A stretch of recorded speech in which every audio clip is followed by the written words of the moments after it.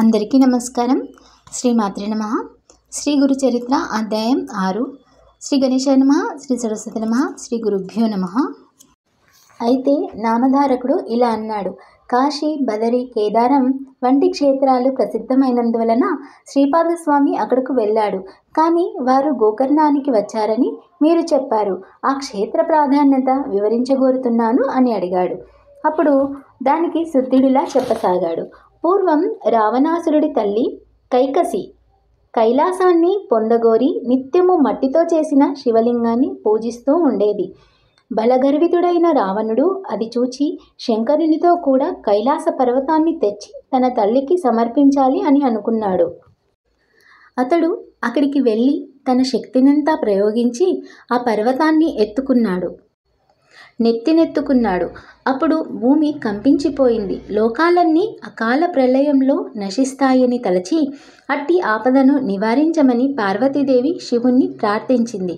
శివుడు రావణుణ్ణి కైలాస పర్వతం క్రింద అణిగిపోయేటట్లు తొక్కాడు. అప్పుడు రావణుడు ప్రాణాపాయంలో పడి దీనాతిదీనంగా శంకరుని ధ్యానించాడు. కరుణాసముద్రుడైన కైలాసపతి అతని ధ్యానానికి ప్రసన్నుడై రావణుని పైకి లేవనెత్తాడు. అప్పుడు రావణుడు రాగయుక్తంగా, సుసర్వంగా, మధురంగా గానం చేయసాగాడు. మనోహరమైన అతని గానానికి ప్రీతి చెందిన శంకరుడు అతనిని వరం కోరుకోమని అడిగాడు. అప్పుడు రాక్షసుడు, దేవా, బంగారంతో చేయబడిన నా లంకాపురం వంటిది ఇంకెవ్వరికీ లభించేది కాదు. సాక్షాత్తు లక్ష్మీదేవియే నాకు దాసి, చతుర్ముఖుడమైన బ్రహ్మ నా జ్యోతిష్కుడు, యమధర్మరాజు నా సేవకుడు, సర్వదేవతలు నా పరిచారకులు. అటువంటి నాకు ఎక్కడ ఏది దుర్లభంగా లేదు. ఇప్పుడు నా తల్లి ఒక కోరిక కోరింది.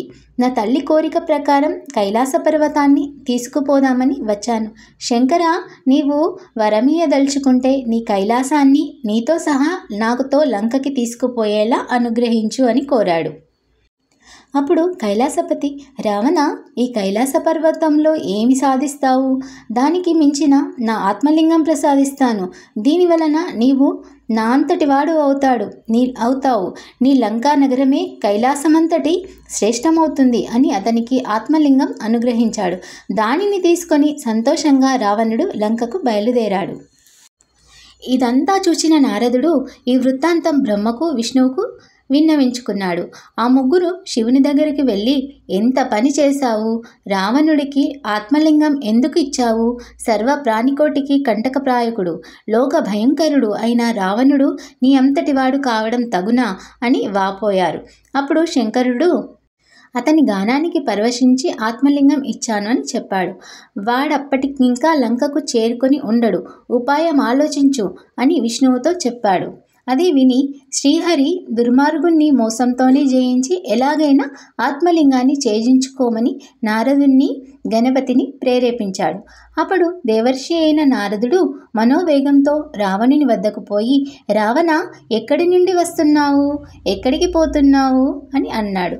అప్పుడు రావణుడు శివుని ప్రసన్నం చేసుకొని ఆత్మలింగాన్ని పొంది లంకకి పోతున్నాను నారదా అని చెప్పాడు. ఆ ఆత్మలింగాన్ని కూడా చూపించాడు. రావణుణ్ణి మాటలతో ఏమార్చాలని నారదుడు, రావణ, పూర్వం ఒక భయంకరమైన జంతువు అడవి దున్నాలంటివి ఇక్కడ తిరుగుతూ ఉండేవి. అందరినీ చంపుతూ ఉండేవి. త్రిమూర్తులు దానిని వేటాడి సంహరించి దాని కొమ్ములలో నుంచి తలా ఒక లింగము తీసుకొని వచ్చారు. ఆ లింగాలనే వారు తమ ఆత్మలింగాలుగా భావించారు. ఈ లింగం తత్సంబంధమైనదేమో కాబోలు. ఈ శివలింగం ఎంతో పవిత్రమైనది, సాక్షాత్తు శివ సాయుధ్యం ప్రసాదించగలదు అని దాని ప్రభావం వివరించబోయాడు. రావణుడు, మహర్షి, దీని ప్రభావం వినడానికి నాకిప్పుడు తీరిక లేదు, తొందరగా వెళ్ళాలి అని అన్నాడు. ఆ దేవర్షి, రావణ, సంధ్యా సమయం దాటిపోతున్నదే, నీవెలా వెళ్తావు అని అక్కడే కూర్చున్నాడు. ఇంతలో ఒక బ్రహ్మచారి వేషంలో గణపతి అక్కడికి వచ్చాడు. అతనిని చూచి రావణుడు, నీవెవరు?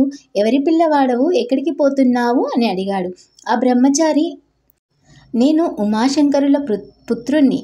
నన్ను పోనివ్వు, నిన్ను చూస్తేనే నాకు భయమేస్తుంది అని అన్నాడు. అప్పుడు రావణుడు, ఓ బ్రహ్మచారి, నేను సంధ్యవార్చుకొని వచ్చేసరికి ఈ శివలింగాన్ని పట్టుకో. నాకు ఈ సహాయం చేస్తే నీకు సువర్ణమైన నా లంకా పట్టణం చూపిస్తాను. నీకు ఇష్టమైతే అక్కడ హాయిగా ఉండవచ్చు అని అన్నాడు. ఆ వటువు, అమ్మో, ఇంత బరువైన శివలింగాన్ని నేనెంతసేపు మోయగలనా? అయినా రాక్షస నివాసం చేత భయంకరమైన ఆ లంకాపురికి నేను రాను బాబు అన్నాడు. రావణుడు ఆ బ్రహ్మచారిని ప్రాధేయపడి శివుడిచ్చిన ఆత్మలింగాన్ని అతని చేతిలో పెట్టి సంధ్యోపాసనకై సమీపంలోని సముద్రం వద్దకు బయలుదేరాడు. ఆ బ్రహ్మచారి, రావణ, దీనిని ఇక నేను మోయలేనిప్పుడు ఎలుగెత్తి 3 సార్లు పిలుస్తాను. అప్పుడు నీవు రాకపోతే దీనినిక్కడే స్థాపిస్తాను అన్నాడు. రావణుడు పక్కకు వెళ్ళినదే తదువుగా గణపతి అతనిని 3 సార్లు పిలిచి అతడు రాని కారణంగా స్వర్గంలోని దేవతలందరూ చూస్తుండగా హరిని ధ్యానించి ఆ లింగాన్ని భూస్థాపితం చేశాడు. తర్వాత రావణుడు తిరిగి వచ్చి పట్టరాని కోపంతో లింగాన్ని పెకిలింపచేయడానికి చూశాడు. కానీ భూమి కంపించిందే కానీ ఆ లింగం కొంచెమైనా కదల్లేదు. అందుకే దానికి మహాబలేశ్వర లింగమని పేరు వచ్చింది. అది ఆవు చెవి ఆకారాన్ని పోలి ఉండడం వలన ఆ క్షేత్రానికి గోకర్ణమని పేరు వచ్చింది. నామధారక దానిని భూకైలాసం కూడా అనవచ్చు. అక్కడ శివుడు సపరివారంగా నివసిస్తాడు. అందుకే అది సజ్జనులెందరికో ఆశ్రయమైంది. అక్కడ దేవర్షులు కూడా నివసిస్తూ ఉంటారు.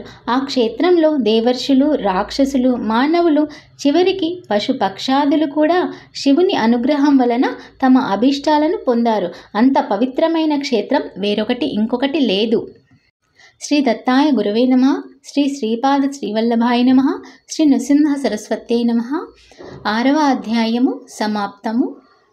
శ్రీ గురుదత్త, జయ గురుదత్త, శ్రీమాత్రే నమః.